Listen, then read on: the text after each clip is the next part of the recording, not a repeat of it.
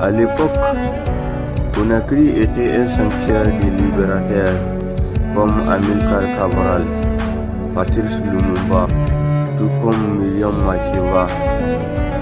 Pour Kadhafi, il reste un infatigable opposant au colonialisme dont l'Afrique entière est fière. Ses discours sont des épées trempées dans l'encre de l'histoire coloniale. Il disait en 1947 que la révolution se nourrit d'efforts et de sacrifices. Il disait aussi que nous mourrons tous, mais l'Afrique restera, prophétisant ainsi un destin continental plus grand que les individus. Son courage fut un bouclier contre le colonialisme.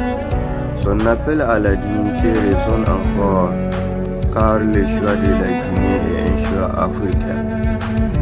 À lui, l'Afrique voit son propre visage, déchiré, fier, inachevé et incomprise.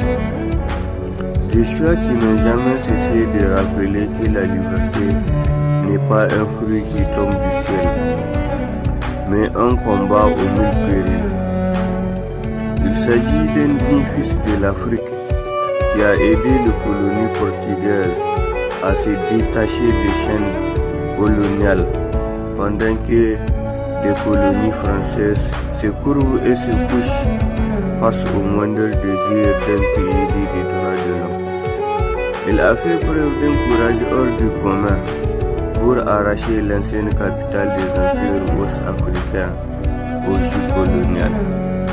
Il disait, je cite, « Quand tu es félicité par le colon, c'est que tu es mauvais pour ton peuple. Le jour où ils diront que je suis bon, c'est que je vous ai trahi. » Et comme je l'ai dit tantôt, contrairement à tous les politiciens conscients qui ont voté le oui au référendum de 1958, Sékou Touré est l'un des rares qui a su garder son sang-froid face à la cruauté d'un pays des droits de l'homme. Il a fait preuve d'un courage hors du commun pendant le soleil des indépendances africaines.